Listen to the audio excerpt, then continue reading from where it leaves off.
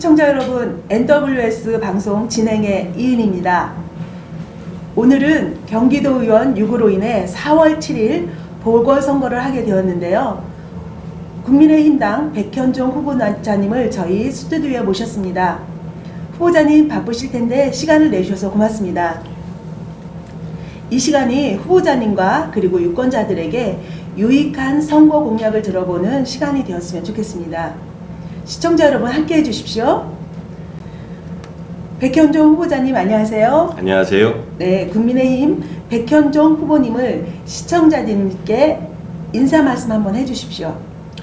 예, 안녕하세요. 이번 4.7 보궐선거에 민생을 살리는 힘, 국민의힘 경기도의원 후보로 공천을 받은 백현종입니다. 예, 반갑습니다. 반갑습니다. 우선 질문을 드리겠습니다. 구리시가 발표한 농수산물 도매시장 이전에 대한 입장은 무엇인지 말씀해 주시겠습니까? 최근에 구리시에서 농수산물 도매시장을 이전하겠다라는 그러한 발표를 했고 우리 시장님께서 이런 것들을 많이 얘기를 하고 계십니다. 근데 저는 이 부분에 대해서 일단 후보자 입장으로서 도매시장 이전에 대해서는 반대를 하고요. 대책 없이 지금 이전 계획을 발표하신 것 같은데 일단 이전에 대해서는 명확하게 반대를 하고요. 현대화 사업을 추진해야 된다. 그게 제 생각입니다.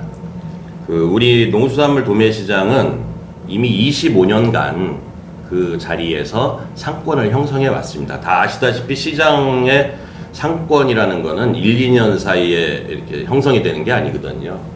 보통 뭐 20년, 30년, 길게는 50년 이렇게 돼야지 상권이 형성이 되는데 지금 이거를 갑자기 이전을 한다라고 해서 굉장히 많은 분들이 의아해하고 있습니다. 뭐 나름대로 뭐 구리시에서는 자체 여론조사를 했다라고 하는데 그런 부분에 있어서 여론조사를 만약에 하려고 한다라고 하면은 객관성 있는 단체와 전문가들을 모시고 전문적인 여론조사를 해야 되는 거지 일방적으로 여론조사를 하고 발표한다라고 해서 그것이 시민 여론이 되는 것은 아니다라는 생각을 갖고 있습니다. 제가 아까 서두에서 현대화 사업을 추진해야 된다라고 말씀을 드렸는데 이미 농수산물 도매시장에 대해서는 현대화 사업 계획이 잡혀 있었었고요. 그 다음에 예산도 433억 원 정도가 책정이 돼 있었습니다. 근데 이거를 지금 다 무산을 시키고 갑자기 이전을 한다라고 하는데 제가 오늘 우리 시청자 여러분들께 조금 재밌는 자료라기보다는 굉장히 제 입장에서는 굉장히 심각한 그런 자료를 좀 보여드리고 말씀을 좀 드릴까 합니다. 제가 이제 오늘 그 자료집을 하나 가지고 왔는데요. 우리 시청자 여러분들이 여기 카메라 잡혀서 보일지 모르겠지만은 구리 비전 2035 장기 발전 계획 수립 연구라는 용역 보고서입니다. 구리시에서 용역을 줘서 나온 보고서인데 분량은 이제 한 541페이지 정도 그 정도 되네요. 옛날에 이런 거 보고 뭐 전화번호 책 두께라고 이렇게 얘기를 했었었는데 이게 2019년 12월 달에 보고서가 제출이 된 거죠. 이 내용에 보면 아까 말씀을 드렸지만 541페이지 정도 되다 보니까 굉장히 두껍죠. 지금 보시기에도 두께가 뭐 거의 뭐 한 5, 6cm 정도 되는데 여기에 보면은 지금 현 구리시 집행부에서 구리시 관련된 뭐 사업이라든가 개발 계획이라든가 이런 것들을 보면은 상당 부분이 이 용역 보고서에 들어 있습니다. 이거를 아마 많이 참조하지 않았나 그런 게 제 생각인데 요 부분 중에서 농수산물 도매시장과 관련된 부분을 제가 좀 말씀을 드리려고 합니다.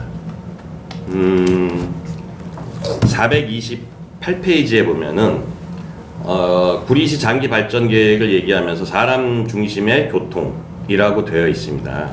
근데 여기에 이제 어떤 내용이 들어있냐면은 도매시장과 롯데 아울렛 부지를 이용해서 하늘복합몰을 건립을 하겠다.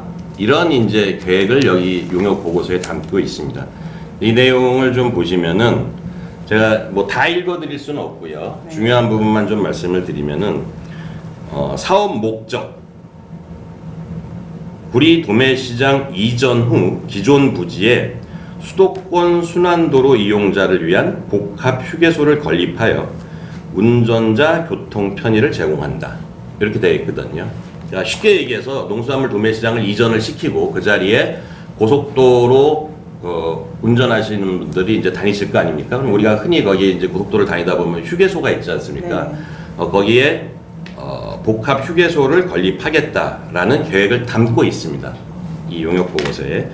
그 다음에 그 뒷부분에 하나만 더 말씀을 좀 보면서 말씀을 드리면은 하늘복합몰, 이게 이제 뭐 가칭으로 이 사업 자체를 이제 하늘복합몰이라고 줬는데, 구리 고속버스 터미널을 개설하여 시민교통 편의 확대 및 외부 방문객 유치로 지역경제 활성화 도모. 뭐 지역경제 활성화 도모하는 것을 반대할 사람은 아무도 없습니다.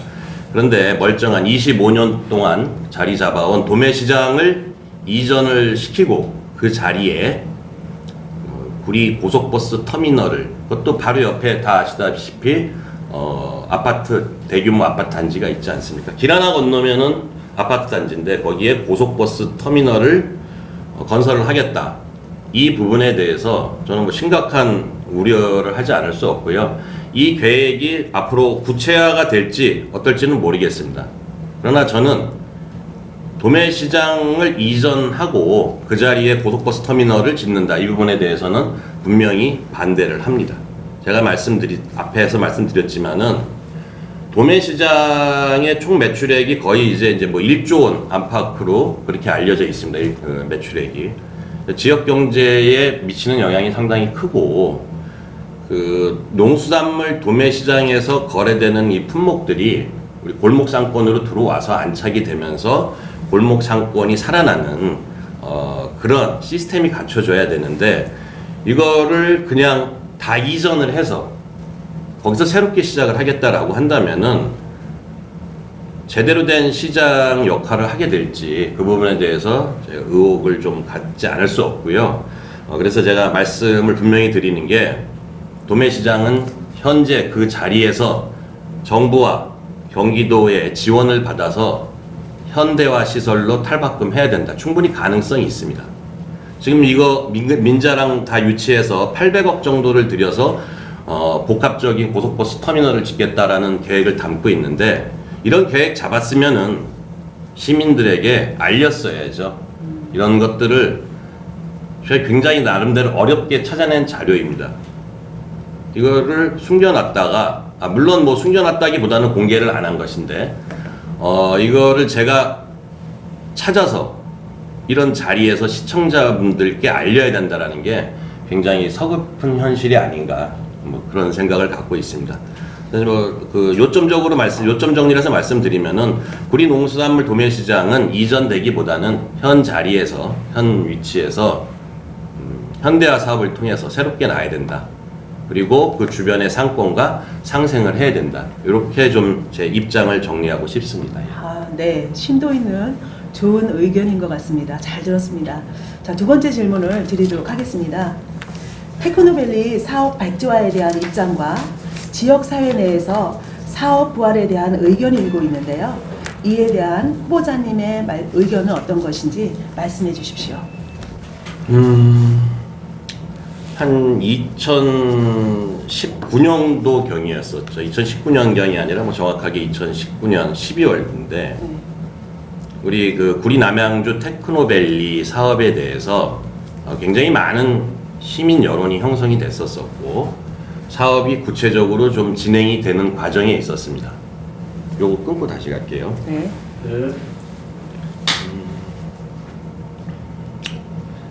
지금 사회자님께서 테크노밸리 사업에 대해서 부활을 시키자라는 지역 여론이 일고 있다라고 말씀을 드렸는데, 제 입장 간단하게 요점 정리해서 먼저 그 말씀을 드리면은, 테크노밸리 사업은 부활이 돼야 된다라는 게 제 생각입니다. 네, 저도 개인적으로 테크노밸리 사업에 대해서 관심을 많이 가지고 있었거든요.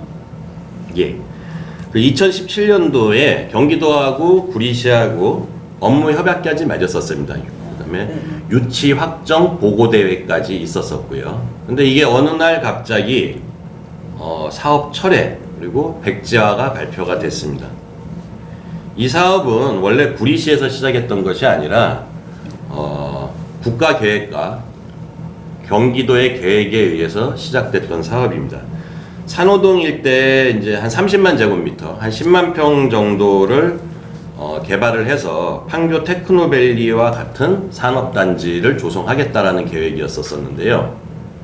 이거 역시 그 뭐 시민들한테 어떠한 의견을 듣는 과정 없이 그냥 무산이 됐습니다.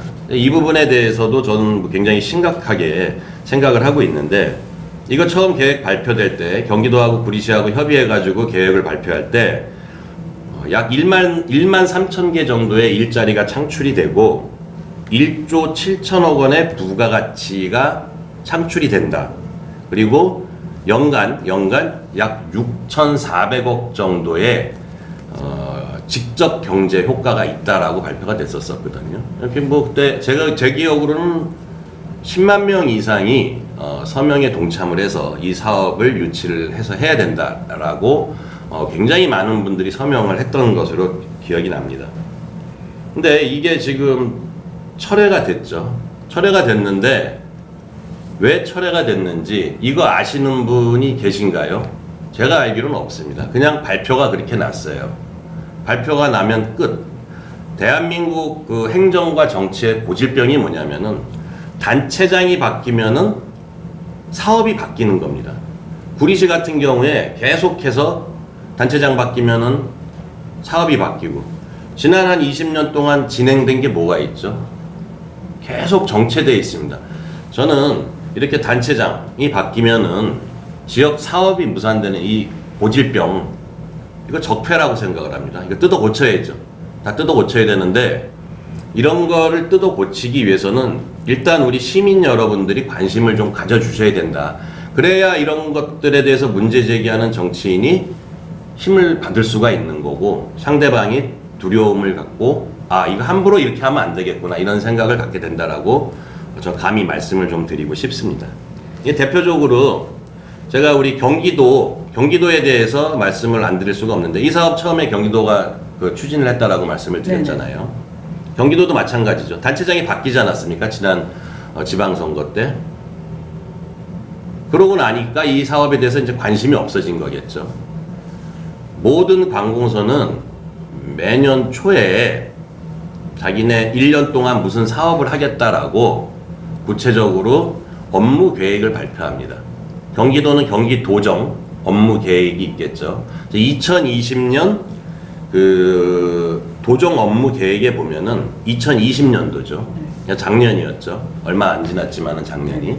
2020년도에 분명히 구리 남양주 그 테크노밸리 사업 계획이 잡혀 있었습니다. 거기에 보면은 어떻게 하겠다라는 게 있었어요. 근데 1년이 지난 올해 2021년 경기도정 업무 계획에 보면은 이 내용이 한 글자도 없습니다. 그럼 2020년도에는 이런 것들을 추진하겠다라고 했다가 무엇을 추진했는지 모르겠는데 2021년이 되니까 아예 한 글자도 없는 그런 사업이 됐죠. 그러려면 뭐하러 업무 협약을 했고 유치 확정 대회를 하고 경축 대회까지 했던 걸로 제가 기억을 하는데, 이런 식의 행정 업무, 그거는 기초단체건 광역단체건 간에 처음 말씀드렸지만은 단체장이 바뀌면 사업이 뿌리째 뽑히는 이런 관행, 제가 아까 말씀드렸듯이 이거 적폐입니다. 이거 저는 고쳐야 된다라고 생각을 합니다. 제가 조금만 더 말씀을 드리면은 요즘에 뭐 테크노밸리, IT 산업, NT 산업, CT 산업 굉장히 얘기들을 많이 합니다. 이 부분에 대해서 롤 모델로 삼고 있는 게 그 판교 테크노밸리 아닙니까? 판교 테크노밸리를 보면은 2020년 기준으로 해서 대략 그 한 1200개가 좀 넘는데, 제 기억으로는 2020년 기억으로 1259개의 업체가 거기 입주를 해 있습니다. 본사도 들어와 있는 데가 있고 지사가 들어와 있는 데도 있고. 그런데 판교 테크노밸리의 1년 총 매출액이 무려 107조 원입니다. 이거 뭐 제가 막 지어서 말씀을 드리는 게 아니라 우리 시청자 여러분들이 판교 테크노밸리 인터넷에 검색해서 홈페이지에 들어가면은 1259개의 업체가 1년에 107조 원의 매출을 올렸다라는 내용이 거기에 통계에 잡혀 있습니다.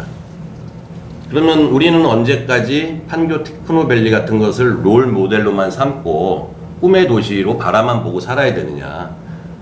구리시 인구 20만이지만은 충분히 할 수 있는 내용들입니다. 왜 할 수 있는 것들을 다 엎어버리고 다시 시작하겠다. 그 자리에 지금 농수산 도매시장 이전을 하고 그 다음에 푸드밸리를 또 짓겠다. 그거 언제 하죠? 기존에 진행하던 사업 다 무산시켜 놓고 또다시 시작을 하겠다. 이러니 제가 아까 말씀드렸듯이 구리시는 제자리에서 뱅뱅 돌고 아무것도 발전을 못하는 도시가 된 거 아닌가. 그리고 10만 평이었던 그 구리남양주 테크노밸리 부지에 이거를 지금 확대해가지고 30만 평 뭐 개발 계획을 얘기를 하고 있습니다. 제가 이 부분에 대해서 조금 예민하게 예민하게 볼 수뿐이 없는 부분이 뭐냐면은 지금 한국 사회 어떻습니까? 3기 신도시 개발한다 그러면서 LH 사건 터졌잖아요. 대한민국에서 개발 계획이 되는 지역에 보면은 공직자 내지는 그 사업에 관여된 분들이 사전 정보 빼내서 뭐 했어요 지금? 나무 심었잖아요. 지작물 보상 받으려고 나무 심고 벌집이라고 그래가지고 사람이 살지도 않는데 꼭 방갈로처럼 생긴 판잣집, 그 벌집이라고 그러는데 그거 막 져놓고 그 다음에 필지 쪼개기 하고 자기네들 보상받을 생각만 했지 않았습니까?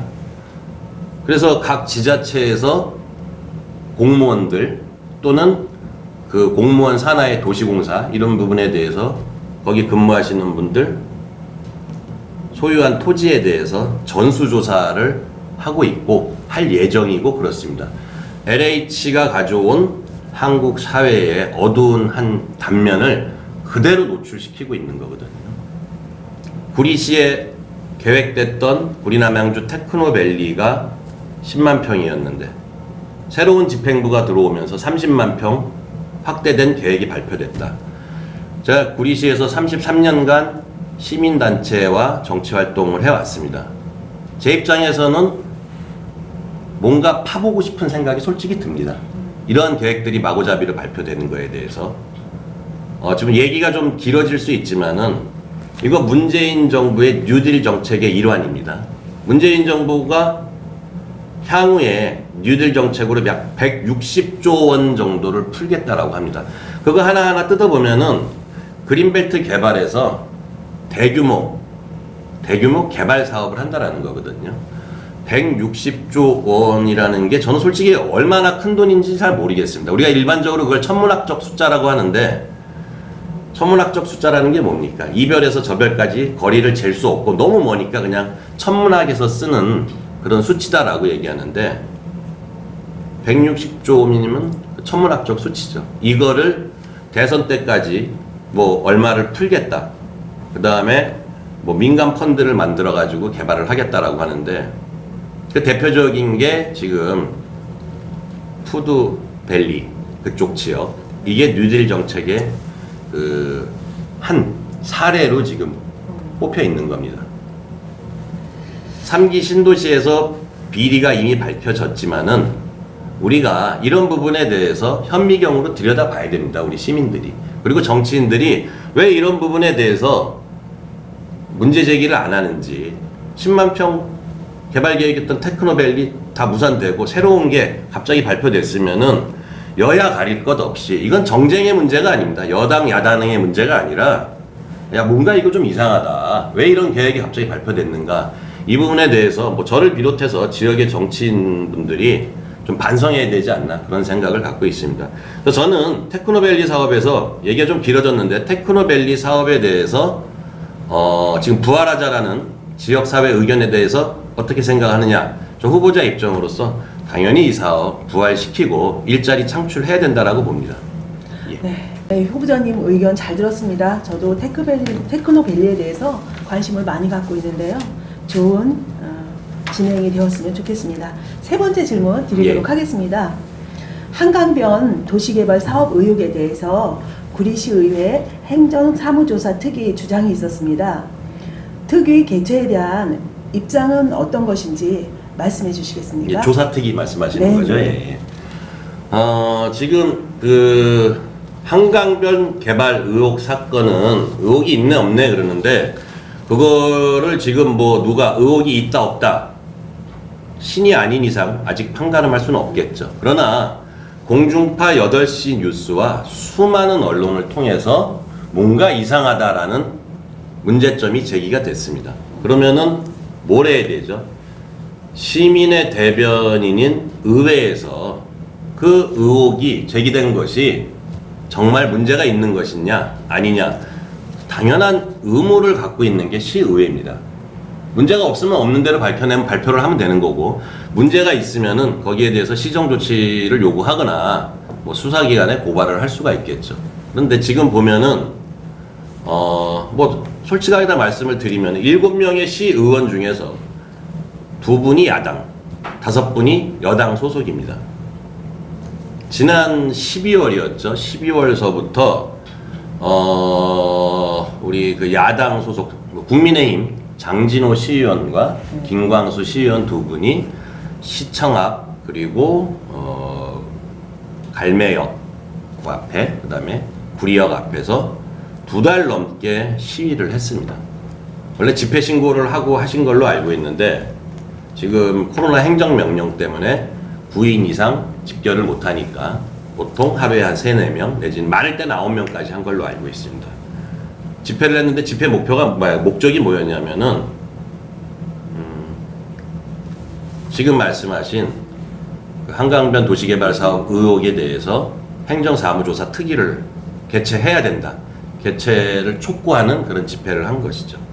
아직까지도 다수당을 이루고 있는 5석이라는 압도적 과반을 이루고 있는 여당 소속 시의원분들은 이것이 불가하다라고 주장을 하고 있습니다. 그 불가하다라는 이유를 제가 좀 찾아봤어요. 뭐 기존에 알고 있던 내용이기도 한데 늘 이제 확대 해석해서 적용을 시키는 그런 이제 과반수의 의석을 차지하고 있는 여당에서 늘 얘기하는 부분인 건데 그 허구에 대해서 좀 오늘 말씀을 드릴 수뿐이 없습니다. 모든 조례라는 거는 뭐 다 아시다시피 지방자치법을 근거로 해서 제정을 하게 돼 있습니다. 그러니까 지금 이제 행정사무조사를 할 수 없다라는 그 근거를 제가 좀 말씀을 드리면 우리 뭐 시청자분들이 좀 아셨으면 해서 뭐 약간 상식의 문제니까 제가 좀 말씀을 드리면은 구리시의회 행정사무감사 및 조사에 관한 조례가 있습니다. 거기 10조에 보면은 감사 또는 조사의 한계라고 그래서 행정사무감사나 행정사무조사를 할 때 뭐 요러요러한 이제 규정이 좀 있습니다. 거기에 보면은 감사 또는 조사는 개인의 사생활을 침해하거나 계속 중인 재판 또는 수사 중인 사건의 소추에 관여할 목적으로 행사되어서는 아니 된다라는 규정이 있습니다. 지금 이제 그 행정사무조사 특위를 꾸리자라는 것을 반대하는 측의 주장은 이건데 수사, 재판 이거 진행되고 있으니까 이 조례에 근거해서 할 수 없다라고 조사특위를 구성할 수 없다라고 주장을 하고 계십니다. 그런데 여기에 보면은 정확하게 뭐라고 되어 있냐면요. 재판 또는 수사 중인 사건의 소추에 관여할 목적이라고 되어 있거든요. 이게 무슨 우리가 지금 재판에 관여한다고 그랬습니까? 수사에 관여한다고 그랬습니까? 우리 시민들이 그리고 시의원들이 재판이나 수사에 관여할 수 있습니까? 수사권이 독립이 되어 있고 그 다음에 우리 사법부의 뭐 독립기구인데 거기에 어떻게 감히 우리가 그거를 관여를 할 수 있겠습니까? 관여할 목적 자체가 성립이 되지 않습니다. 그러면 이건 당연히 지금 그 여당 소속 의원분들이 주장하시는 이 조례 10조에 따른 그 수사와 재판이 진행 중이니까 조사특위를 구성할 수 없다. 이 말은 거짓인 거죠. 왜 가운데 얘기 싹둑 잘라먹고 관여할 목적이 없다라고 분명히 다 말씀하고 계시지 않습니까? 그 다음에 사생활 침해 이건 이미 다 언론에 보도된 내용입니다. 의혹이 보도됐기 때문에 이거를 조사특위를 꾸려서 하자라는 건데 그렇게 자신들이 없으세요? 뭘 그렇게 속여야 됩니까? 시민들이 알고 싶어 하잖아요. 뭐 알고 싶어 하면은 당연히 시의원들 그러라고 뽑아준 겁니다. 우리 20만 시민들이. 조사해야죠. 왜 도망 다녀요? 이건 제가 볼 때 은폐 도망 다니고 계시는 거거든요. 좀 그러지 않으셨으면 좋겠습니다. 집권 여당이면은 집권 여당답게 당당한 모습을 보여줘야 된다. 윗사람 눈치만 보지 말고 하실 수 있는 권한 좀 제발 행사하셨으면 하는 거고요. 제가 하나만 더 말씀을 드릴게요. 아까 제가 이제 모든 조례가 이제 상위 법에 따라서 진행이 된다라고 그러는데 그 행정사무조사 또는 감사 이거 지방자치법에 따라서 진행이 됩니다. 하나만 또 말씀을 드리면 지방자치법 제41조 행정사무감사권 및 조사권 41조 2항에 보면은 이렇게 되어 있어요. 제1항의 조사를 발의할 때에는 이유를 밝힌 서면으로 하여야 하며 제적의원 3분의 1 이상의 찬성이 있어야 된다. 당연히 뭐 발의를 하려면 서면으로 하겠죠. 근데 중요한 부분이 뭐냐면은 제적의원 3분의 1 이상의 찬성이 있어야 된다. 그러니까 제적의원의 3분의 1의 찬성이 있으면 조사 특위 발의를 할 수가 있습니다. 근데 아까 말씀드렸지만 우리 시의원 몇 분이십니까? 7분입니다. 7분의 3분의 1이면은 3명이 동의하시면 되는 거예요. 3명이 찬성을 하시면 되는 거고, 앞서 말씀드렸지만 2분의 의원은 이미 이걸 하자라고 집회까지 하면서 촉구를 하고 계세요. 그러면 몇 명이 필요한 거죠? 단 1명만 있으면 되는 거죠. 단 1명의 용기 있는 시의원이 없는 거예요. 제가 볼 때는. 1명만 더 오케이 동의합니다만 해주면 됩니다.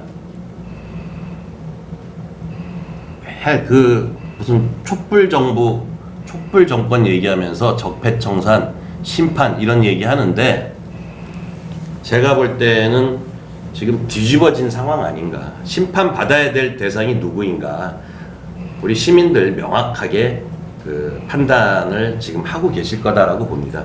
뭐 이제 마무리, 요 부분에 대해서 지금 질문에 대해서 마무리를 제가 한다라고 한다면은 행정사무조사 특위는 시의원들에게 주어진 시민들이 부여한 대행을 하라라고 준 의무이자 권리입니다.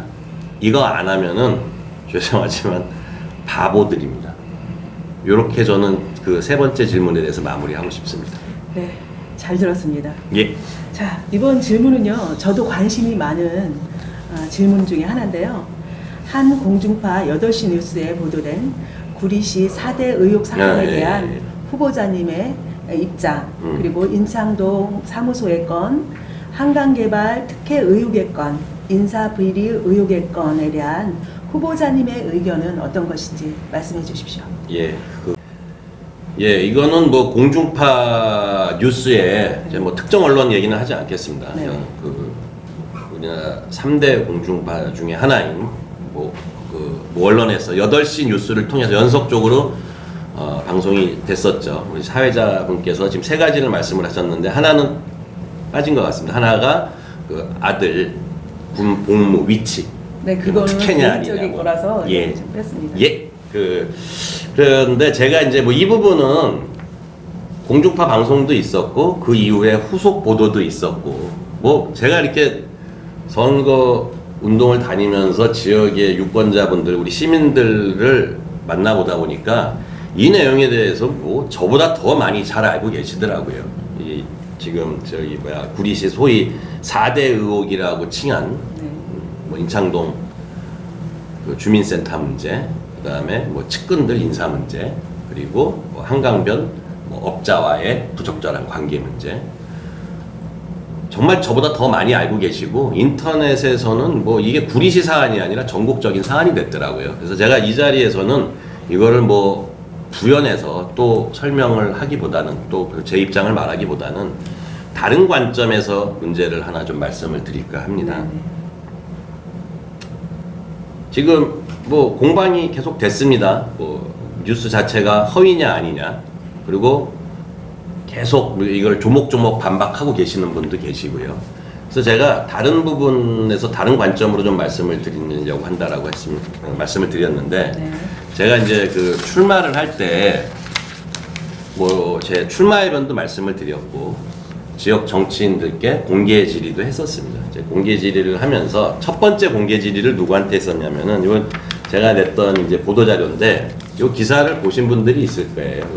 보도자료가 있다라는 것만 말씀을 드리고 기사화됐던 거니까 그 보도자료에서 제가 첫 번째 질문을 했던 게 뭐냐면은 제목이 저거였어요. 백현종의 첫 번째 공개 질의. 그리고 부제가 윤호중 법사위원장님께 공개 질의 드립니다. 한강변 도시개발 사업 누구 겁니까? 제가 왜 이렇게 딱 그 특정인을 집었냐 하면은요,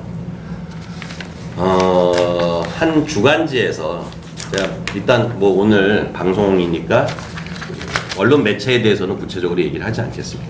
굉장히 유수의 언론 매체죠.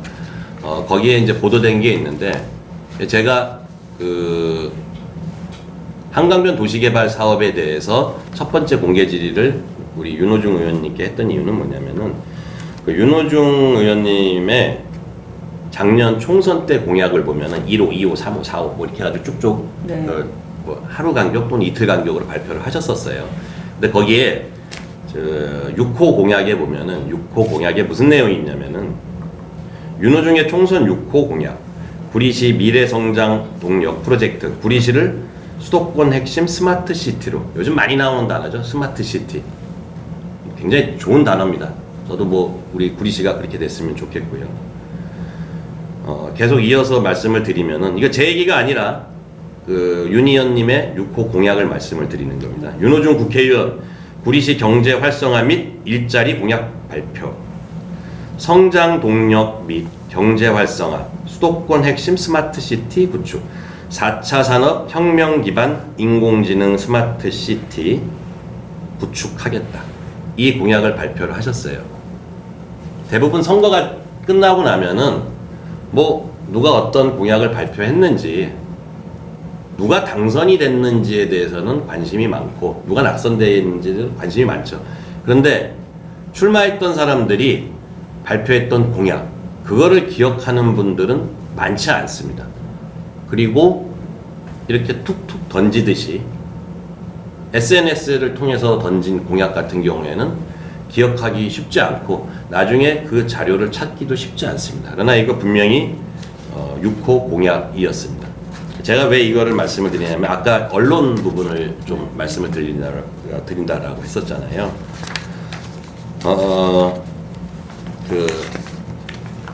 뭐 우리나라의 굉장히 유명한 주간지입니다. 시사 주간지인데 2020년 12월 16일자죠. 제목이 뭐라고 되어 있냐면은 한강변 도시개발 사업에 관한 겁니다. 근데 그 제목 여기 이렇게 보시면은 석연치 않은 심사, 4조짜리 지자체 사업 누더기 되나. 이게 뭐냐면 이제 줄거리는 1순위 업체와 2순위 업체가 바뀌면서 우선 협상 대상자가 바뀌는 그런 의혹에 대해서 다뤘던 심층 보도된 자료인데, 제가 처음부터 계속 말씀드리지만 오늘은 제가 뭐 자료랑 다 갖고 와서 말씀을 드리잖아요. 제가 뭐 후보자 입장에서 주관적인 말씀을 드리는 것보다는 아까 말씀드렸던 구리시의 용역 보고서라든가 언론, 그 다음에 법률 조항을 말씀드리는 게, 저 뭐 후보자로 나왔으니까 뭐 편 좀 더 얻기 위해서 막 주관적인 얘기, 지어내는 얘기 하는 거 아니냐라고 혹시 오해하시는 분도 계실 것 같아서 제가 오늘은 이제 근거 자료를 갖고 와서 말씀을 드리는 겁니다. 그래서 그 아까 말씀드린 요 기사를 제가 몇 부분만 좀 읽어 드리겠습니다. 구리시 더불어민주당 구리시 지역위원회와 회의를 열고, 구리시는 더불어민주당 구리시 지역위원회 회의를 열고, 그러니까 구리시와 그다음에 구리시 민주당과 회의를 열었다라는 거죠. 이게 우리가 이제 흔히 당정협의회를 얘기하는 거 아닙니까? 계속 말씀드리겠습니다. 회의를 열고 구리 AI 플랫폼 시티 사업을 발표했다. 언론 보도에 따르면 이 사업은 윤호중 민주당 의원이 대표로 있는 구리시 지역위원회가 제안했다. 보도에 이렇게 되어 있습니다. 윤 의원은 8월까지 민주당 사무총장을 지내다가 21대 국회 개원과 함께 국회 법사위원장으로 활동하고 있다. 그리고 뒤에 윤 의원은 6월 19일 당정협의회 회의 직후 관련 내용이 담긴 보도자료를 냈지만은 지금은 해당 자료를 찾을 수 없다라고 기사에 되어 있습니다. 당정협의회를 했습니다. 그리고 무엇을 하겠다라고 발표했습니다. 보도자료를 냈는데 이 기자가 이 내용을 보면은 그 자료를 찾을 수 없다라는 기사를 쓴 겁니다. 계속해서 좀 보면은요, 뒷부분에 보면은 공교롭게도 우선 협상 대상자로 선정된 사능 컨소시엄의 사업 프로젝트명은 유니온이 대표로 있는 민주당 구리시 지역위원회가 제안한 사업명 구리A 플랫폼 시티와 같다. 지역 시민단체 관계자는 유진기업 고문인 윤아무개 씨는 과거 노무현 정부 시절 청와대에서 근무한 인사이며 박근혜 정부 때 2014년도 새정치민주연합, 민주당의 전신이죠. 새정치민주연합의 추천으로 방송통신심의위원으로 활동했다고 밝혔다. 제가 이제 궁금한 게 뭐냐면은요, 법사위원장, 국회 법사위원장이면은 대한민국 법을 총괄적으로 최종적으로 다듬어서 입법을 하는 그 위원회의 수장이십니다. 이거 얼핏 보기에는 뭐 허위 기사 같기도 하고, 아니면은 이거 조작된 기사다라고 주장을 하시는 분들도 계실 수 있다라고 봅니다.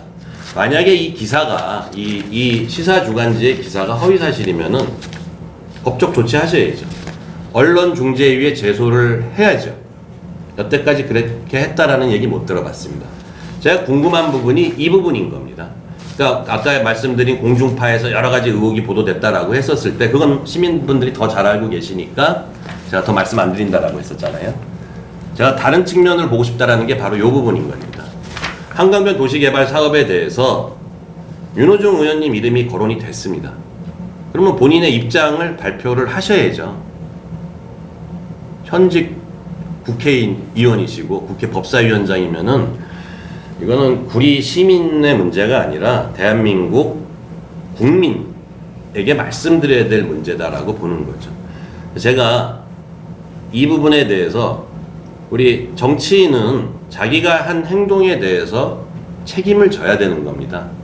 이런 내용이 보도가 됐으면은 자기 입장을 우리 시민 알 권리, 우리 진보진영이 또는 민주당 분들이 제일 많이 하는 얘기가 예전에 뭐였냐면 시민의 알 권리, 그런 얘기 많이 하셨는데 지금은 시민의 알 권리가 계속 무시가 되고 있습니다. 그러니까 내로남불 정부, 조로남불 정부 이런 얘기 나오는 거 아닙니까? 이 부분에 대해서 우리 그 윤호중 국회의원님께서 본인 입장 좀 말씀을 해주셨으면 하는 게 제 생각입니다. 네, 좋은 의견 잘 들었습니다. 정말 준비를 많이 하신 것 같아요. 자, 5번째 질문 드릴게요. 당선된다면 경기도 의원으로서 경기도 집행부 견제와 견인에 대한 방안은 어떤 것이 있는지 말씀해 주십시오.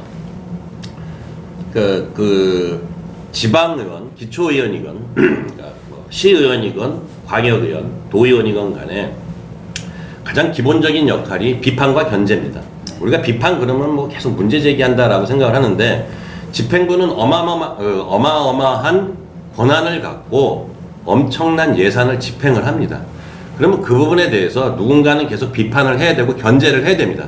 그렇지 않으면은 그 예산이 허투루 쓰이거나 다르게 쓰일 수가 있기 때문에 지방의원의 가장 기본적인 역할은 비판과 견제라고 이렇게 얘기를 하는 겁니다.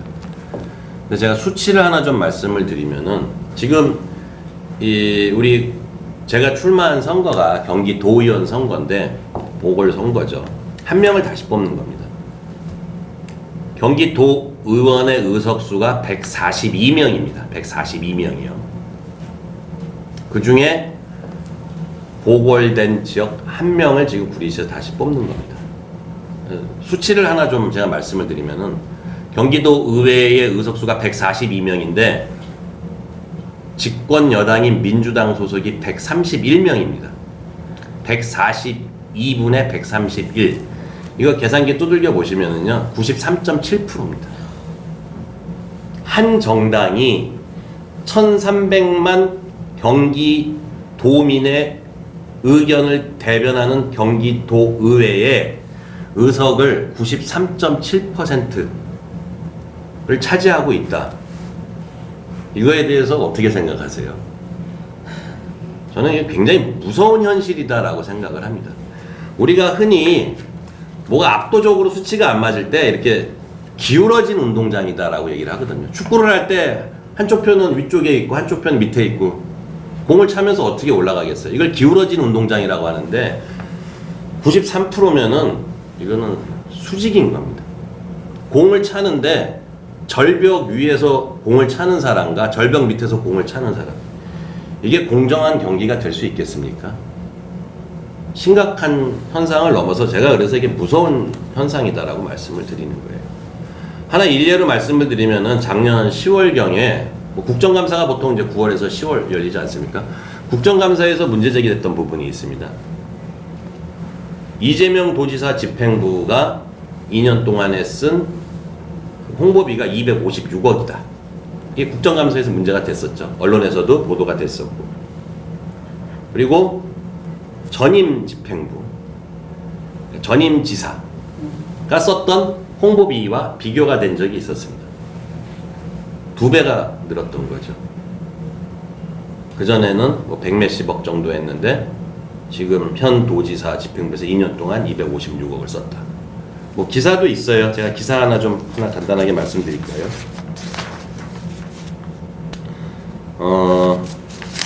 홍보비를 어디까지 쓰셨냐면은 미국 시사 주간지 타임즈 아시죠? 타임에 1억, 유럽 TV 채널인 유로뉴스에 1억 1,500만 원을 홍보비로 집행한 것으로 조사됐다. 이게 뭐 엄청난 예산을 집행하는 경기도 입장에서야 뭐 1억이 작은 돈인지 모르겠지만은요, 일반 서민들한테 1억 이러면은 목숨이 왔다 갔다 할 수도 있는 돈입니다. 홍보비를 많이 집행을 하죠. 우리가 일반적으로 이제 새 제품이 나왔을 때, 이런 제품이 하나 나왔다라고 할 때 기업에서 홍보비를 많이 써서 광고를 하죠. 광고를 하면 어떻게 됩니까? 인지도가 올라갑니다. 인지도가 올라가면 어떻게 되죠? 구매 욕구가 생깁니다. 이게 우리가 그 기본적인 광고의 효과 아닙니까? 어떤 정치인이 자기가 수장으로 있는 그 지자체의 예산을 수백억을 써서 홍보비를 쓴다. 그러면 어떻게 되겠어요? 뭐 집중적으로 홍보를 하게 되면은, 또 기사가 많이 나가게 되면은, 또 내는 그 정책 홍보가 나가게 되면은 그 도지사의 인지도가 올라가겠죠. 인지도가 올라가면은 어떻게 되겠어요? 정치인의 인지도가 올라가면 그 다음 단계가 뭐냐? 지지도가 되는 겁니다. 인지도 다음이 지지도인 거죠. 그래서 한때 대선 지지율이 1위까지 올라가지 않았습니까? 지금이야 뭐 2위로 밀려난 상황이지만은, 이 부분에 대해서 우리가 유심히 봐야 될 부분이 뭐냐면은, 정말 일을 잘 해서 지지율이 그렇게 나오느냐, 차기 대통령감으로 오르내리느냐, 아니면은 홍보를 잘해서 그런 지지율이 나왔느냐, 이거 우리 구리 시민 내지는 경기도민, 대한민국 국민들이 한 번쯤 짚어봐야 될 문제입니다. 자, 그렇다면은 제가 아까 242분에 231 이렇게 얘기를 했는데, 구리시에서 이제 경기도의원을 한 명을 더 뽑는 겁니다. 누굴 뽑아야 되는 거죠? 가서 131명 중에서 132명을 만들어 줄 것이냐, 아니면은 단 한 명이다라고 하더라도 가서 일당 100으로 단기 필마로 그 판을 휘저으면서 이런 부분에 대해서 문제점을 지적하고 경기도 행정 바로 잡아 나갈 수 있는 그런 도의원을 뽑는 거냐, 이게 요번 4월 7일 우리 구리시에서 뽑는 경기도의원 보궐선거의 문제인 거거든요. 이 부분 제가 뭐 정치 후보로 나와서 저를 뽑아 주십시오, 어느 후보든지 다 그렇게 얘기를 하죠. 그런데 심각하게 판단을 해봐야 되는 문제입니다. 이런 부분들이 계속 제가 말씀드리는 게 보수, 진보, 중도, 이거 그런 걸로 따질 문제가 아닙니다. 이런 현실 속에서 정말 누가 가서 시민의 입장을 대변하고 일당 100으로 문제 제기를 하면서 하나하나 파내고 그리고 바로 잡을 수 있는가, 이 부분에 대해서 우리 시청자 여러분 그리고 유권자 여러분들께서 명확하게 판단해 주실 거라 저는 확신을 합니다. 네, 잘 들었습니다. 마지막 질문인데요. 예. 이건 제 질문이기도 하고 예. 또 후보자님의 생각을 말씀해 주시는 거기도 한데요. 시청자님들께 후보자로서 하시고 싶으신 말씀이 있으시면 그냥 허심탄회하게 다 하시고 가세요. 예. 그냥 뭐 허심탄회하기보다는 어쨌든 요번 이제 선거니까 네. 선거 관련해서 좀 말씀을 드리면은 저는 이제 제가 아까 처음에 말씀 잠깐 드렸었는데 구리시에서 활동한 지 33년 됐습니다. 88년도에 처음 들어와 가지고 지역에서 이제 사회 활동을 시작을 했는데 저는 뭐 진보 진영에도 있었고 중도 진영도 거쳤고 지금 이제 뭐 흔히 일반적으로 보수 정당이라고 하는 국민의힘 후보로 나와 있습니다. 우리 사회가 굉장히 갈등 구조가 많았죠. 근데 문재인 정부 들어와가지고 더 갈등 구조를 극대화시켰습니다. 보수냐 진보냐 아주 이분법으로. 제가 굉장히 오랜 기간 동안 활동을 하면서 그 진영 논리 거기에 몸을 담아봤고 다 봤는데 별 의미가 없다라는 얘기죠. 저는 그 부분은 별 의미가 없고 이것이 국민의 이익에 부합하느냐 그리고 구리 시민의 이익에 부합하느냐 이게 제일 중요한 문제라고 보는데 어쨌든 선거라는 거는 투표를 통해서 여당 진영을 뽑느냐 야당 진영을 뽑느냐 아니면 좀 더 보수적인 사람을 뽑느냐 아니면 좀 더 진보적인 사람을 뽑느냐 그거는 그때 선거 판세에 따라 달라지는데 이번 선거만큼은 어떤 진영 논리 따지지 말고 부정부패에 반대하는 모든 사람들이 뭉쳐야 된다라고 보는 거거든요. 이미 부패한 거 다 드러났습니다. 부정비리 다 드러났어요. 이제 바꿔야 되지 않겠습니까? 진영 논리로 투표하는 것도 바꿔야 될 시점이 왔습니다. 그리고 압도적으로 여당이 휩쓸어온 여태까지의 선거 결과 이것도 바꿔야 될 때가 왔습니다. 이번 선거 백현종 하나 뽑아가지고 1년짜리 도의원 만드는 거 그게 무슨 중요한 의미가 있겠습니까? 말씀드렸지만은 누구를 뽑았다 누구를 찍었다 이거보다는 지금의 잘못된 부분에 대해서 문재인 정부 실정 다 드러났습니다. 내년에 대선이 있습니다. 내년에 지방선거가 있습니다. 이 양대 선거에서 이제 교두보 확보를 해야 되는 거예요. 잘못된 정치를 청산을 하려면은 내년의 결과를 만들려면은 지금 교두보가 있어야 되고 그 씨앗을 담을 그릇이 있어야 되는 거거든요. 화분이 있어야 되는 거고 그게 저는 4월 7일 다음 달 7일 보궐선거라고 생각을 합니다. 그렇기 때문에 그냥 네 편 내 편 이렇게 자꾸 따지지 마시고 정말 대한민국이 어떻게 가야 되는지 내년 양대 선거 중요한 선거를 앞두고 누구를 뽑아야 되는지 거기에 대해서 판단을 좀 해주십사 하는 거죠. 그래서 제가 끝으로 후보기 때문에 그것을 제일 잘할 수 있는 사람이 누군가 감히 외람되게 자신 있다라고 말씀을 드립니다.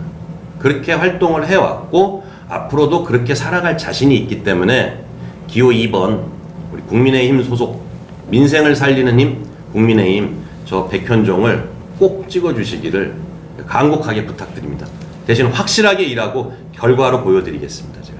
예, 네. 감사합니다. 네, 시청자 여러분, 국민의힘 백현종 후보님의 공약의 말씀 잘 들으셨죠? 돌아오는 4월 7일 한 분도 빠짐없이 투표에 참여해 주셔서 정말 좋은 결과가 있었으면 좋겠습니다. 그리고 오늘 바쁘신 와중에 시간을 내주셔서 진심으로 감사드립니다. 4월 7일 보궐선거에 좋은 결과가 있으시기를 기도하겠습니다. 감사합니다. 예, 감사합니다.